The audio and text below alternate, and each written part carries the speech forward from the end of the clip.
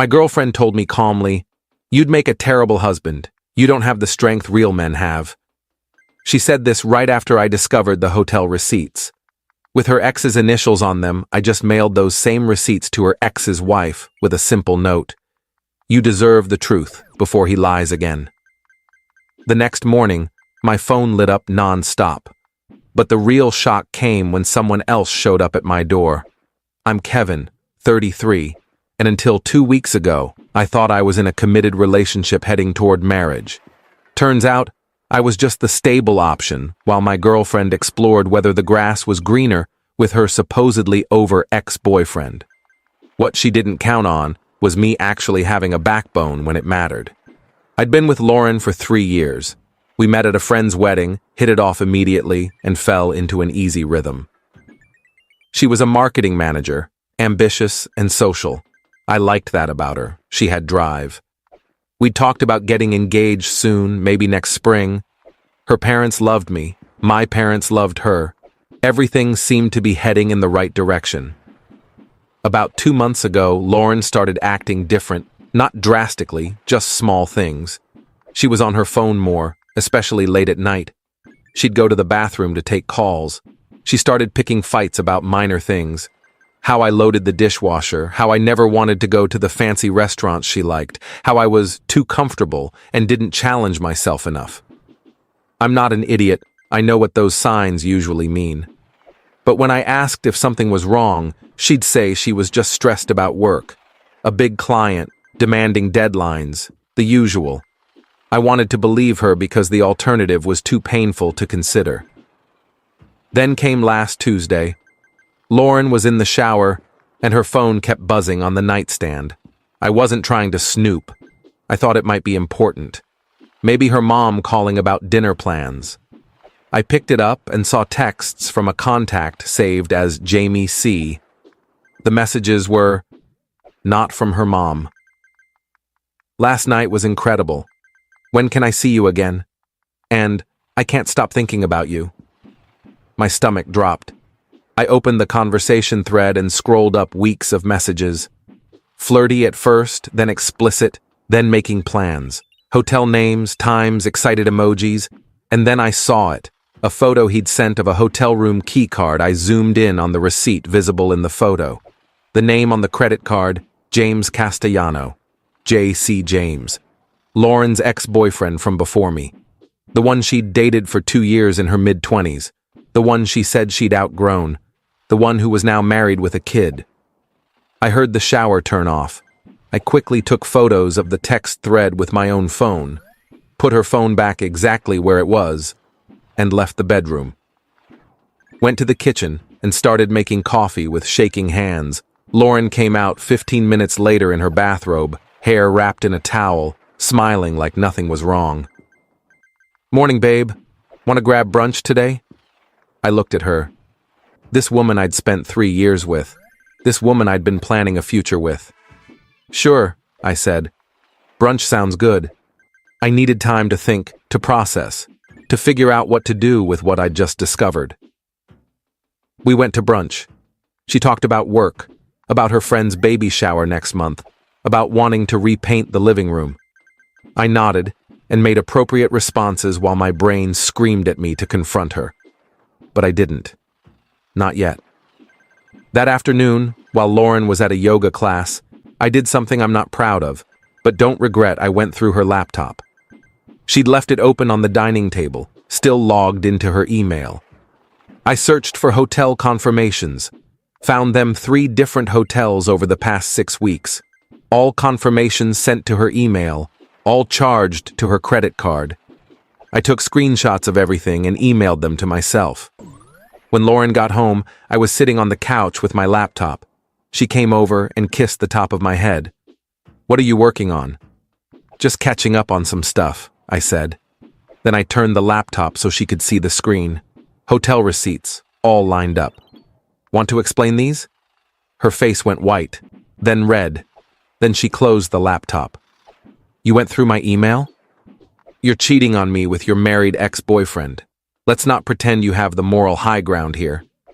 She sat down on the chair across from me, not next to me on the couch. That told me everything. It's not what you think, she started. It's exactly what I think. You've been sleeping with James for at least 6 weeks, probably longer. Kevin? Does his wife know? She looked away.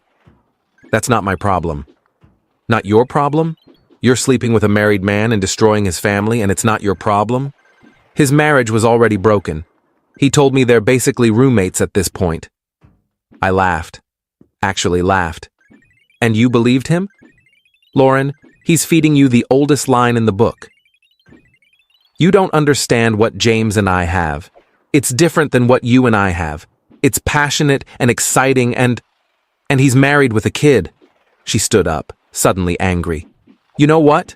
Maybe this is for the best. You and me. We're not right for each other, Kevin. You're too passive, too boring. You'd make a terrible husband. You don't have the strength real men have. I sat there absorbing that. The woman I'd loved for 3 years had just called me weak and boring while defending her affair with a married man. Get out, I said quietly. What? Get out of my apartment. We're done. Pack your stuff and leave. Kevin, I live here. The lease is in my name. You're not on it. I want you gone by tomorrow. She stared at me like she couldn't believe I was actually standing up to her. Then she grabbed her purse and left, slamming the door behind her. I sat there for a long time. Then I did what needed to be done. Update 1. That night, I looked up James Castellano on social media. Found him easily. He wasn't even hard to find. Married to a woman named Diana. They had a 3-year-old daughter. Diana's profile was public, full of family photos and posts about being a stay-at-home mom. She looked happy. She had no idea her husband was destroying their family. I printed out the hotel receipts, all of them. Wrote a simple note. Diana, you deserve to know the truth before he lies to you again. Your husband James has been having an affair with his ex-girlfriend Lauren Mitchell. Here's the proof. I'm sorry to be the one to tell you this. A friend. I put it all in an envelope, addressed it to Diana at the address listed on James's business website, and mailed it the next morning. Lauren came by the next day to get her things. She'd been staying at her friend's place. We didn't speak much. She packed her clothes, her books, her kitchen gadgets she'd brought over the years. When she was done, she stood by the door. I'm sorry it ended this way, she said. I'm not, I replied. Better now than after we were married. She left. I changed the locks that afternoon. The next morning, Wednesday, exactly 1 week after I'd discovered everything, my phone started going crazy. Calls from unknown numbers, texts from numbers I didn't recognize. Then a call from Lauren. I answered. What? What did you do? She was screaming. What the hell did you do, Kevin? I don't know what you're talking about. You sent those receipts to Diana. James's wife knows everything. She's losing her mind. She's threatening divorce. What the hell is wrong with you? I told you it wasn't your problem. I made it your problem. You're a vindictive, petty... I hung up. Blocked her number. Then James called from a different number. I answered. You son of a... Hi, James. How's married life? You had no right... Your wife had every right to know her husband was cheating on her. I gave her information she deserved to have. What she does with it is up to her. You've destroyed my family. No, you destroyed your family when you started sleeping with your ex-girlfriend. I just made sure your wife knew about it instead of living a lie. He called me several more names before I hung up and blocked that number too. Then there was a knock at my door. It was 9 a.m. on a Wednesday. I looked through the peephole and saw a woman I didn't recognize. Mid-30s, blonde, holding a baby carrier. I opened the door. Can I help you? Are you Kevin? Yes? I'm Diana, James's wife. Update 2. I invited Diana in. She set the baby carrier down in the entryway. Her daughter was asleep inside. We went to the living room and I got her a glass of water. She looked exhausted, like she'd been crying for hours. Thank you for telling me, she said, finally. I needed to know. I'm sorry you had to find out this way. Did you know about me? About our daughter? Not until I found out about the affair. Then I looked him up online. I saw your family photos. She nodded, wiping her eyes. I suspected something was off. He'd been distant for months, working late, weird about his phone. But I trusted him. I thought we were happy. I thought the same thing about Lauren. How did you find out? I told her the whole story. The texts on the phone, the hotel receipts, Lauren's confession that it was about passion and excitement. Diana listened, crying quietly. He told me he was working on a special project. That's where he was all those nights. All those weekends he said he had business dinners. She laughed bitterly. And I believed him because I wanted to believe we were okay. What are you going to do? Divorce him. Absolutely. I've already contacted a lawyer. I'm taking everything. The house, full custody, significant child support. He destroyed our family for an affair with his ex. He doesn't get to walk away unscathed. Good, I said. You deserve better. So do you. She looked at me seriously. Your ex-girlfriend called you weak, right? You're not weak. You're honest. That's rare.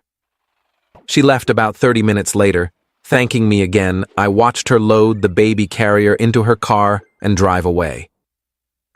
Over the next few days, the story spread through mutual friend groups. Lauren's reputation took a massive hit. People who'd been friends with both of us sided with me almost unanimously. Even her own friends were disgusted, sleeping with a married man, destroying a family, and then calling me weak for exposing it. James apparently tried to convince Diana it was all a misunderstanding, that I'd fabricated the receipts.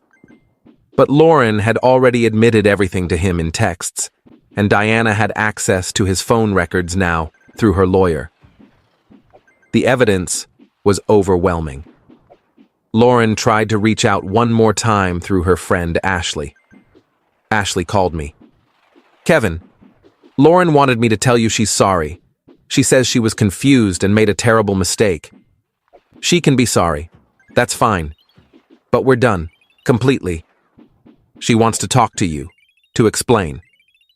There's nothing to explain. She cheated on me with a married man and called me weak when I found out. Those are the facts. What's there to talk about? Ashley was quiet. Then, you're right. I'm sorry she put you through this. For what it's worth, most of us think you handled this really well. Thanks, Ashley. Update 3. It's been 6 weeks since everything exploded. The divorce between James and Diana is moving forward quickly. Diana's lawyer is apparently brutal, and James is going to lose almost everything. His reputation at work has also taken a hit. Turns out using company credit cards to book hotel rooms for your affair is frowned upon. He's been demoted. Lauren moved out of state 3 weeks ago, got a job transfer to avoid the social fallout here. Before she left, she sent me one final email. No apology, just an attempt at justification. She said I'd never understand what she and James had, that I was too rigid and judgmental to appreciate real passion. She said she hoped I found someone who appreciated my simple nature. I didn't respond. Diana and I have stayed in touch, weirdly enough. Not romantically. We're both way too traumatized for that. But as friends who went through a similar betrayal. She sends me photos of her daughter sometimes, updates on the divorce proceedings. We met for coffee once. It was nice to talk to someone who understood. My friends kept asking if I regret sending those receipts if I think I went too far. Here's the thing. I don't regret it at all. Diana deserved to know. Her daughter deserved to have a mother who wasn't being lied to, and Lauren and James deserved to face consequences for their actions. Some people think I did it out of revenge, and maybe there was an element of that, but mostly I did it because it was the right thing to do. Diana was living a lie, raising a child with a man who was betraying her. She had a right to make informed decisions about her life. I've started dating again. Nothing serious yet. I'm taking my time, being more careful about red flags. The experience with Lauren taught me to trust my instincts. When something feels off, it probably is. Final update. It's been 4 months now. I'm doing well. Better than well, actually. I got promoted at work last month. I've been traveling more. Went to Colorado last week, planning a trip to Ireland in the spring. I'm living my life without someone constantly criticizing me for not being exciting enough. Diana's divorce was finalized 2 weeks ago. She got the house, primary custody of their daughter, and substantial child support. James tried to fight it, but his lawyer advised him to take the settlement because the evidence of the affair, especially using company resources, would make a trial catastrophic for him. Lauren apparently broke up with James about a month ago when she realized he wasn't going to leave his life behind for her. According to mutual friends, she's been posting a lot on social media about toxic men and finding yourself. The irony is not lost on anyone. The craziest development came last week. I ran into James at a coffee shop downtown. He was alone, looking rough. We made eye contact. For a second, I thought he might say something, maybe yell at me. Instead, he just looked away and left quickly. Part of me felt bad for him. He'd lost his wife, his daughter's respect, his home, his career trajectory. But then I remembered he'd made every single one of those choices. He chose to cheat. He chose to lie. He chose to risk everything for an affair. And Lauren chose to participate. Chose to pursue a married man. Chose to betray me and call me weak when I found out. They both made their choices. I just made sure those choices had consequences. Diana sent me a photo yesterday. Her and her daughter at a park, both smiling. The caption said, "New beginnings." She thanked me again for giving her the information she needed to start over. That's what this was all about. Not revenge, though I won't pretend that wasn't satisfying. It was about truth. About making sure someone who was being lied to got the information they deserved, to have Lauren said I didn't have the strength real men have. She was wrong. Real strength isn't about passion or excitement. It's about doing the right thing, even when it's uncomfortable. It's about having integrity, even when it costs you something.